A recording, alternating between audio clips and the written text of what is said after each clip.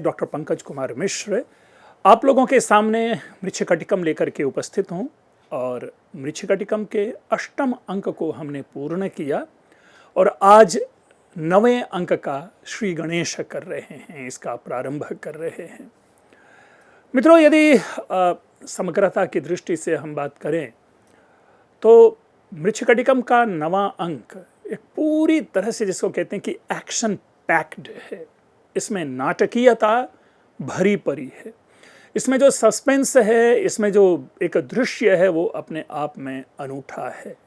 कदाचित विश्व इतिहास का यह प्रथम साहित्य है जिसमें हम न्यायालय का दृश्य देखते हैं, कोर्ट सीन देखते हैं। भारतीय साहित्य में तो प्रायः हमें प्राप्त नहीं होता। मैं क्लासिकल एरा की बात करता हूं, लेकिन जिस प्रकार से एक लाइव फॉर्म में हमारे सामने कोर्ट उपस्थित इसमें है 9वें अंक में, वो अनूठा है, वो आश्चर्यजनक है। और उस काल की न्यायालयीय प्रक्रिया एक और हमारे सामने उपस्थित होती है, लेकिन उसके साथ यह भी हम समझ पाते हैं कि किस प्रकार न्यायालय उस समय भी लोगों के द्वारा खरीद लिए जाते थे अपने पक्ष में निर्णय लेने के लिए।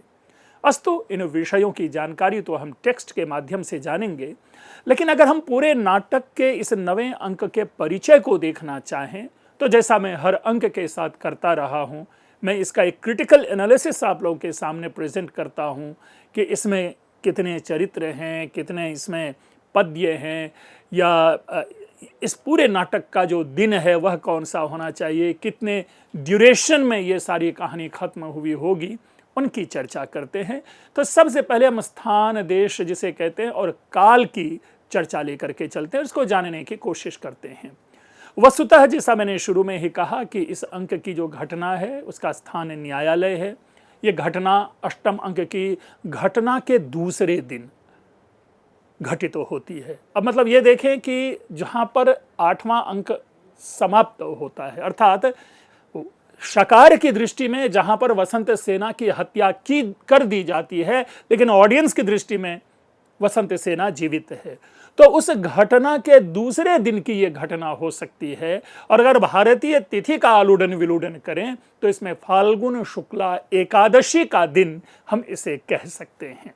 यह भी एक शोध का हिस्सा होता है कि अब एग्जैक्टली आप फाल्गुन शुक्ल पक्ष और एकादशी तिथि अगर ये कहते हैं तो उस नाटक में जो दिए गए संकेत है उसके आधार पर हम चर्चा करते हैं, क्योंकि इसी में हमें एक जो चरित्र है वीरक, जिस चरित्र को हमने पीछे के अंकों में देखा है, उसका एक संवाद है। और वह संवाद यह है कि अनुशोचत इयम कथमपि रात्रिः प्रभाता में, कि भाई देखिए, सोचते सोचते देखते देखते ही ये दिन जो है, यह रात्रि जो है बीत गई और ये दिन आ गया। अर्थात ऐसा प्रतीत होता है कि उस घटना के बाद, उस घटना के शाम की बात है और उसके नेक्स्ट डे की ये घटना घटित हो रही है। लेकिन इसमें कॉन्ट्राडिक्शन भी है, इसमें एक विरोध भी है, और वो विरोध यह है कि इसमें जो भिक्षुक है वो भिक्षुक का जो स्टेटमेंट है वह इस बात का समर्थन जो है वो नहीं करता।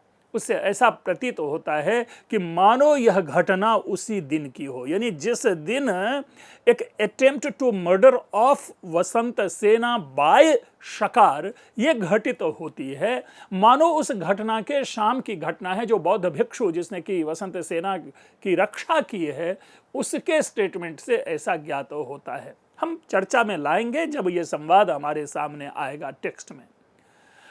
और दूसरी ओर जो हम देखते हैं, क्योंकि जो न्यायालय की घटना है वो न्यायालय की घटना प्रातःकाल शुरू होती है, यानी न्यायालय का जो कार्य आदि है वह 8 बजे प्रायः घटित होती है।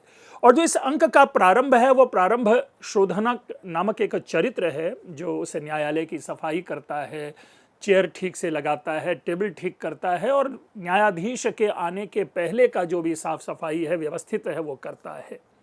तो स्वाभाविक रूप से यह घटना उस दिन की नहीं होगी, जैसा कि भिक्षु के वक्तव्य से ज्ञात होता है, क्योंकि दूसरे दिन यह प्रातः काल है और न्यायालय में यह घटना शुरू होती है।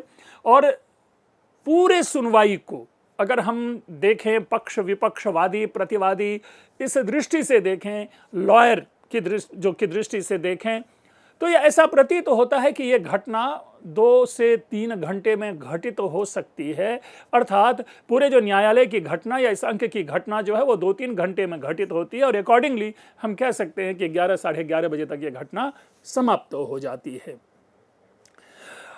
और दूसरी ओर ये भी देख सकते हैं कि ये घटना को अगर हम दोपहर के बाद का लें, अगर ये मान के चलें कि दोपहर ब्रेक हुआ होगा उसके बाद की ये है, तो ये 4 बजे तक घटित हो सकती है। यानी मैं दोनों दृष्टि ले सकता हूं, हम दोनों दृष्टि ले सकते हैं, क्योंकि शोधनक अगर कक्ष की साज सज्जा करता है, उसका नियमित सजाता है, तो या तो वह प्रातः काल की घटना होगी या नहीं तो वह अपराह्न के बाद की घटना हो सकती है, क्योंकि बीच में हम ब्रेक, आज की भाषा में अगर हम लंच ब्रेक कहें।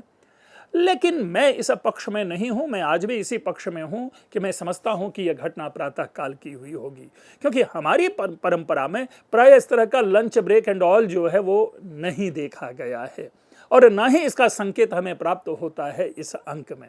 इसीलिए सामान्य दृष्टि से हम यह कह सकते हैं कि नवम अंक की घटना प्री लंच सेशन की है, पोस्ट लंच की नहीं है। तो दोनों दृष्टि हो गई। अगर हम इसके स्थान की जैसा मैंने बात की तो मैं उसको राज न्यायालय कह सकता हूं कि राज न्यायालय में यह घटना घटित होती है, और समय जैसा हमने कहा वो प्री लंच सेशन है। अब इस पूरे अंक के अगर कथा पर दृष्टिपात करें, इनकी कथा को सरल शब्दों में हम जानें, जैसा कि प्रायशः होता है कि हम जब ग्रंथ पढ़ते हैं तो उनकी घटनाओं का सार, उनकी कथाओं का सार हम समझने की कोशिश करते हैं। तो आप सब लोगों के मैं एक संक्षिप्त रूप में इस नाटक के नवम अंक का सार भी प्रस्तुत कर देता हूं कि कैसे ये कहानी डेवलप होती है, कैसे ये कहानी अवसान की ओर जाती है।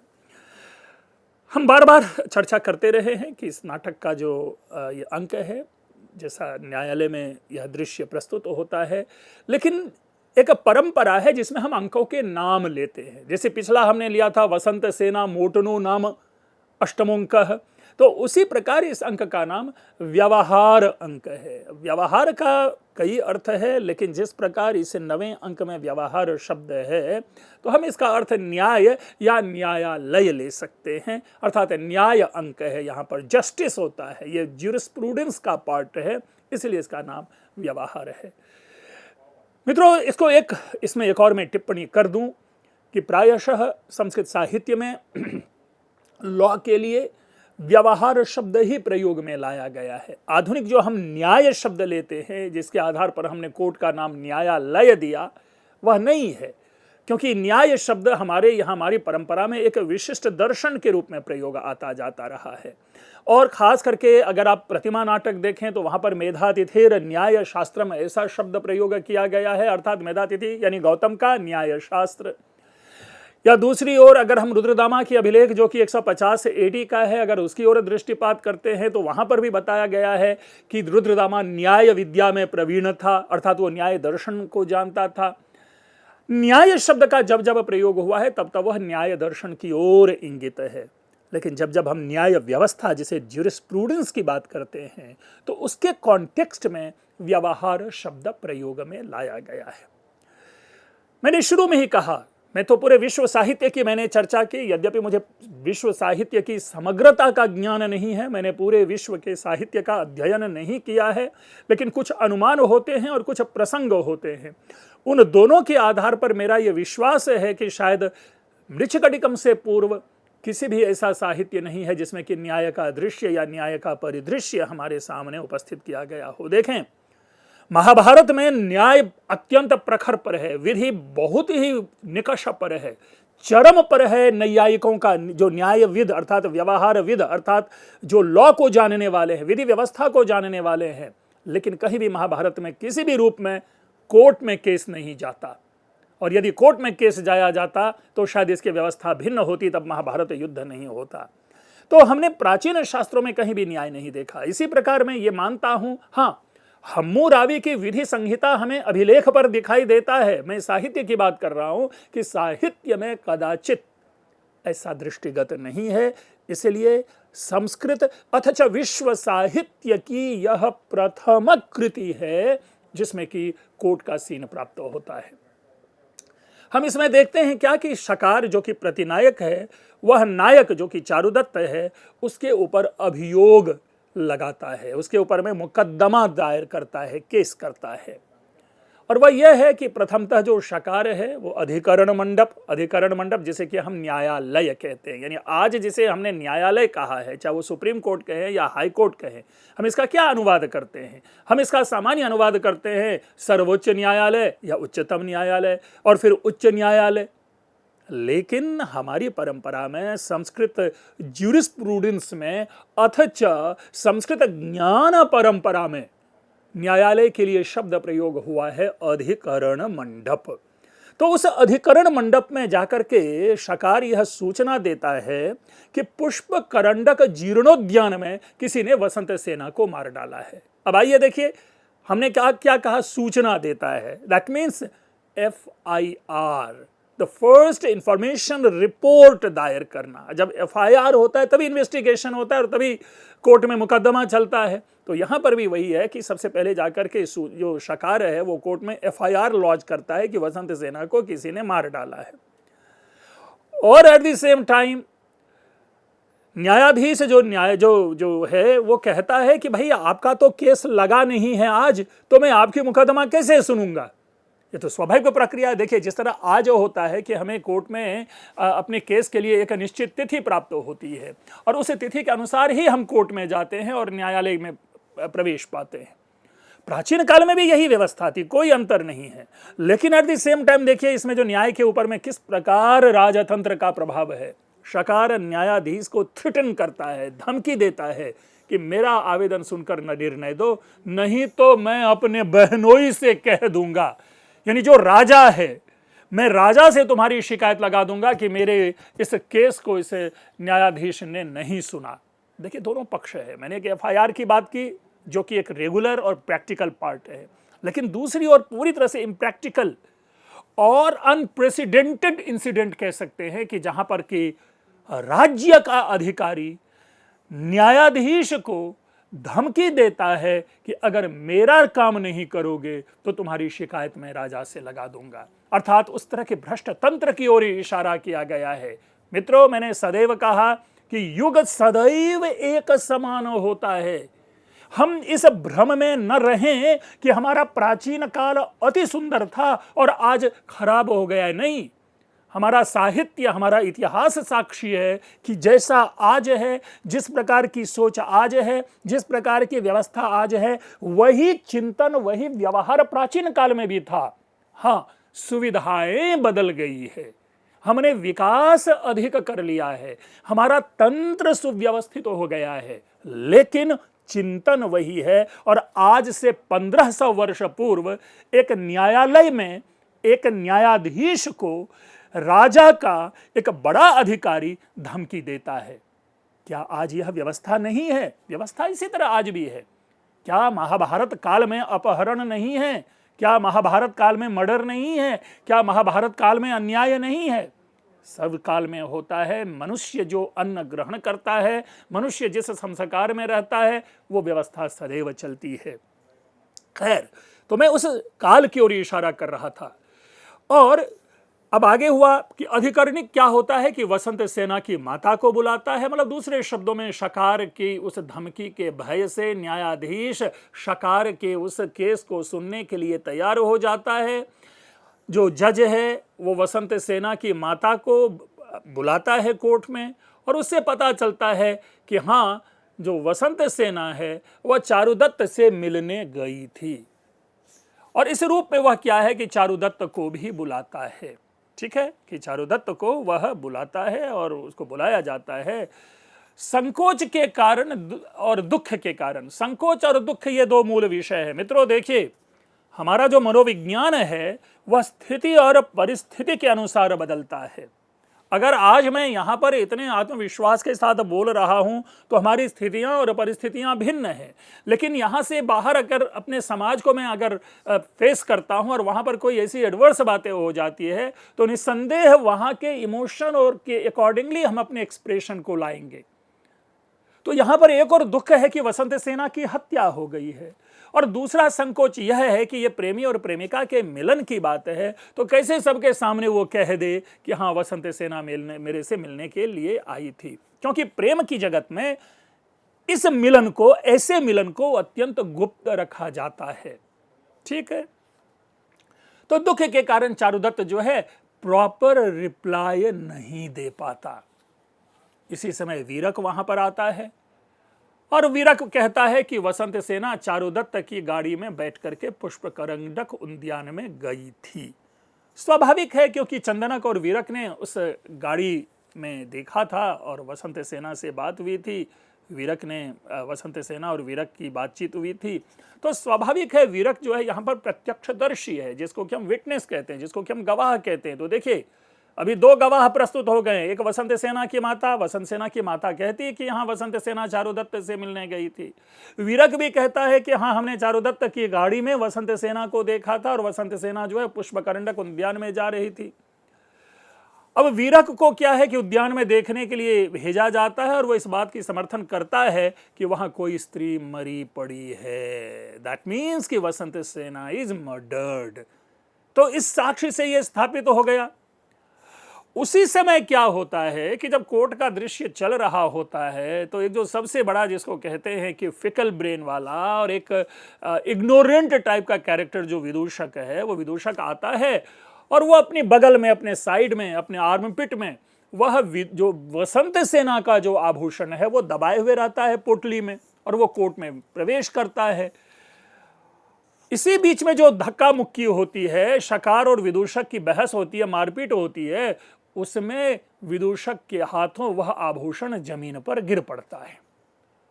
अब शकार यो जो आभूषण है वो दिखलाता है सबको कि देखो भाई ये जो है आभूषण ये वसंत सेना का है और ये विदूषक के पास है, और विदूषक जो है वो चारुदत्त का मित्र है।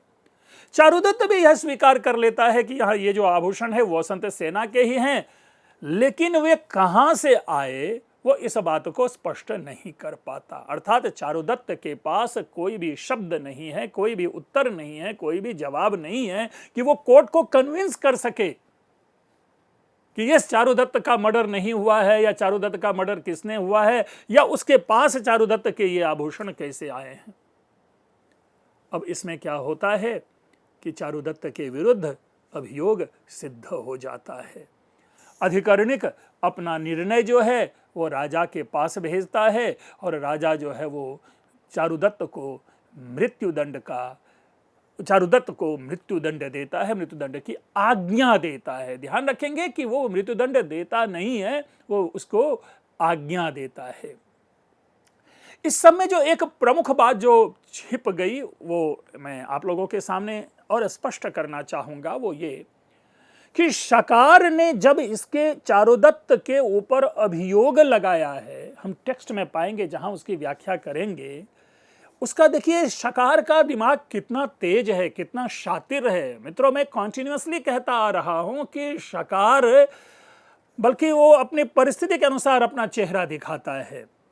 उसने सोचा कि चारुदत्त गरीब है, और गरीब के ऊपर में अगर हम ये दोष लगा देते हैं तो लोग यह मानेगा, इसके गरीब होने के कारण लोग यह मानेगा कि हाँ इसी ने यह काम किया होगा। अस्तु जब वो टेक्स्ट आएगा तो उस समय मैं उसकी और विशद व्याख्या करूंगा। उस समय के सामाजिक चिंतन, उस समय के सामाजिक मनोविज्ञान और उस समय की जो आम विचारधारा थी लोगों की, उनकी व्याख्या मैं आप लोगों के सामने प्रस्तुत करने की कोशिश करूंगा। अब आते हैं, देखिए इस पूरे नवा अंक जो है, इसका जो स्ट्रक्चर है उसको भी समझते हैं कि कुल इसमें 43 वर्सेज हैं, 43 पद्य हैं इसमें। उस हिसाब से जैसे हमने 8वां पद्य देखा था, उसमें पद्यों की संख्या इससे ज्यादा थी। और अगर पूरे कैरेक्टर को देखने की शुरू करें तो हम जब नाटक को एनालाइज करते हैं तो ऑफ कोर्स स्टेज पे हम पाते हैं कि दो तरीके के कैरेक्टर होते हैं, दो रूपों में हम कैरेक्टर को पाते हैं। एक जो फ्रंट स्टेज पे है, जो इंटरैक्ट करता है, जिनके संवाद होते हैं और जिनको सामाजिक यानी जो ऑडियंस है वो देख पाते हैं कि ये अमुक अमुक कैरेक्टर है। और दूसरे चरित्र वो होते हैं जो कि इनके कन्वर्सेशन के थ्रू से उनकी चर्चा आती है मंच पर। जैसे फॉर एग्जाम्पल 9वें अंक में पूरी की पूरी घटना जो है वो वसंत सेना की परिधि में है। तो वसंत सेना की चर्चा बार बार होएगी, लेकिन वसंत सेना इस अंक में मंच पर दिखाई नहीं देती। तो इस रूप में हम उसे भी एक प्रकार का चरित्र मानते हैं कि यह भी इस अंक में चरित्र है। बट प्रत्यक्षतः इसमें कुल 9 चरित्र हैं, जिसमें कि 8 पुरुष और 1 स्त्री है। वह भी जो एक स्त्री है उसको भी हम समझ लेते हैं, वह वसंत सेना की माता है। अभी चर्चा की थी कहानी में, जिसे कि जो न्यायाधीश है, जो न्यायमूर्ति हैं, वे बुलाते हैं उसके लिए, वो विटनेस के लिए। अगर हम प्रवेश की तरह से कि कैसे प्रवेश होता है, कि पहले कौन मंच पर आता है और सबसे बाद में कौन मंच पर आता है, इस दृष्टि से अगर विमर्श करें तो प्रवेशानुक्रम से मंच पर पात्रों की उपस्थिति इस प्रकार है कि सबसे पहले हमें शोधनक दिखाई देगा, फिर शकार दिखाई देगा, उसके बाद जो न्यायालय के जो न्यायाधीश हैं, जिसे अधिकारिणिक कहते हैं, वो आएंगे। श्रेष्ठी और कायस्थ ये दोनों भी जो है वो न्यायालय के ही कह सकते हैं कि ऑफिसर हैं, कोई पदाधिकारी हैं, क्लरिकल जॉब वाले हैं। माता है, जैसा अभी चर्चा की, चारुदत्त जो कि पूरे नाटक में है। वीरक, इसकी भी चर्चा की थी, वन ऑफ द विटनेस हो जस्टिफाइड, और जिसको कहते हैं कि वो अपनी टेस्टिमोनी देता है कि यस ही सॉ वसंत सेना इन चारुदत्त कार्ट। और आखिर में विदूषक आता है, जिसके विषय में हम लोगों ने जाना कि उनके पास वसंत सेना के आभूषण है और वो आभूषण नीचे गिर पड़ता है। इस अंक का नाम शुरू में पुनः सूचना दी व्यवहार। आप देखेंगे कि इसके जो सबसे आखिर में आपको लिखा मिलेगा कि व्यवहारो नाम नवमो कह, नवा अंक, और स्थान न्यायालय है। मित्रों, मैं एक बार फिर से बताऊं कि इन सारी वस्तुओं को यहाँ पे प्रस्तुत करने के पीछे कारण यह है कि हम जो छात्र होते हैं वे ऑब्जेक्टिव नॉलेज की ज़रूरत होती है उनको, क्योंकि परीक्षाएं जो आजकल के होती हैं वो ऑब्जेक्टिव, जिसको हम MCQ कहते हैं, मल्टीपल चॉइस क्वेश्चन कहते हैं, ऐसे पूछे जाते हैं। तो हमें इन छोटी छोटी चीज़ों की जानकारी होनी चाहिए, ताकि उन्हीं जानकारी के आधार पर हम उन प्रश्नों का उत्तर करते हैं। जैसे प्रश्न पूछ लिया जाए कि 9वें अंक में प्रथम चरित्र कौन सा मंच पर दिखाई देता है, आपको रहेगा शोधनक रहेगा, शकार रहेगा, चारुदत्त होगा और विदूषक होगा। तो हमारे पास इसमें कन्फ्यूजन होता है, कई लोग चारुदत्त को दे देते हैं, कई लोग विदूषक को दे सकते हैं, कोई लोग शकार को दे सकते हैं। शोधनक के ऊपर में हमारी दृष्टि कम जाती है, लेकिन शोधनक प्रथम चरित्र है जो 9वें अंक में आता है। तो इसलिए मैंने यहाँ पर क्रमानुसार बताने का प्रयास किया है कि मंच पर प्रथम पात्र और द्वितीय पात्र और अंतिम पात्र कौन प्रवेश करता है।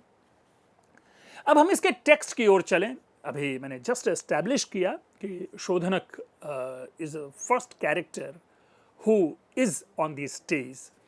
देखिए लिखा हुआ है ततः प्रविशति शोधनक। मित्रों, हमें यह चीज ध्यान रखना है कि जितने भी ब्रैकेट्स में लिखे शब्द होते हैं नाटक में, दैट इज डायरेक्टोरियल इंस्ट्रक्शन। मतलब अगर ततः प्रविशति शोधनक है तो इसका यह मतलब हुआ कि मंच पूरी तरह से ब्लैंक है, कोई मंच पर नहीं है, बस स्टेज ब्लैंक है, ऑडियंस वेट कर रहा है, लाइट आता है और पूरा खाली है स्टेज। किसी विंग से एंट्री लेगा शोधनक। शोधनक का प्रवेश हुआ और वो कहेगा आज्ञप्तोस्म्यधिकरण भोजकैः। अब देखिए यहां पर एक और शब्द आ गया, अधिकरण भोजक, तृतीया बहुवचन है, भोजकैः, यानी अधिकरणक भोजकैः, अर्थात जो न्यायालय हैं, उस न्यायालय के जो न्यायमूर्ति हैं, न्यायाधीश हैं, जो जज हैं, उनके कार्यों को देखने वाला है, उनके जो अटेंडेंट हैं, उनके द्वारा मुझे आज्ञा दी गई है, उन्होंने मुझे आदेश दिया है। किस मुझे? शोधनक को आदेश दिया है कि अरे शोधनक व्यवहार मंडपम गत्वासनानि सज्जीकुरु इति, यानी व्यवहार मंडप जाकर के, अधिकरण मंडप जाकर के, अर्थात कोर्ट जाकर के, जो कोर्ट के जो रूम है उसमें जाकर के आसनानि सज्जीकुरु, आसन आदि को सजा दो, व्यवस्थित कर दो, अर्थात जिस पर न्यायालय के न्यायाधीश आकर के बैठेंगे। भाई हम आप भी देखते हैं कि कोई भी प्रमुख अधिकारी आते हैं, टेबल की सफाई करवा देते, चेयर को ठीक से रखवा देते, पेपर वेट, पेन, कॉपी, कागज कलम जैसे हैं उन सबको व्यवस्थित कर देते हैं, फैन ऑन कर देते हैं, घड़ी ठीक है कि नहीं, सारी व्यवस्था कर लेते हैं। तो दैट इज इनिशिएशन है, ये एक इनिशियल स्टेज जो है कोर्ट सीन दिखाया जाता है। आप एज्यूम कर सकते हैं कि हम इस कैरेक्टर को कैसे डेवलप करेंगे। कंधे पे एक तौलिया लगा देंगे, हाथ में एक जो मॉपिंग के लिए या जो वाइपर टाइप का जो होता है उसको हमने दे दिया, वो साफ सफाई करेंगे। तद यावद अधिकरण मंडपम सज्जितुम गच्छामि। तो ठीक है, मैं अधिकरण मंडप जाकर के, कोर्ट में जाकर के, यहाँ पे अधिकरण मंडप क्या होगा, देखिए व्यवहार मंडप हो गया पूरा का पूरा न्यायालय परिसर, और अधिकरण मंडप हो गया कि न्यायालय के अन्य कक्ष के अतिरिक्त वह कक्ष जिसमें कि न्यायाधीश बैठता है। तो देखिए दो शब्द आया हमारे पास, एक व्यवहार मंडप और दूसरा अधिकरण मंडप। तो व्यवहार मंडप पूरा का पूरा कोर्ट का रूम हुआ, अर्थात उसमें और भी कई सारे ऑफिसर्स के रूम होंगे। जैसे अगर हम सुप्रीम कोर्ट कहते हैं तो सुप्रीम कोर्ट का यह कतई मतलब नहीं है कि चीफ जस्टिस का कमरा। तो आप यूं समझें कि व्यवहार मंडप हुआ पूरा का पूरा कोर्ट और अधिकरण मंडप हुआ जस्टिस का रूम। तो सज्जितुम गच्छामि, उनको मैं सजाने के लिए अब मैं जाता हूं। परिक्रम्य और अवलोक्य च, पूरी तरह वो घूमता है, देखता है, समझता है, और उसके बाद वो अपना जो एक्शन है वो प्रारंभ करेगा। मित्रों, हम उस एक्शन को, उनके डायलॉग को, उनके संवाद को और उस नाटक की जो एक कह सकते हैं कि जो एक सस्पेंस है, हम उसको आगे इसकी व्याख्या करेंगे। अभी आप लोगों ने ध्यानपूर्वक सुना, इसका बहुत बहुत धन्यवाद।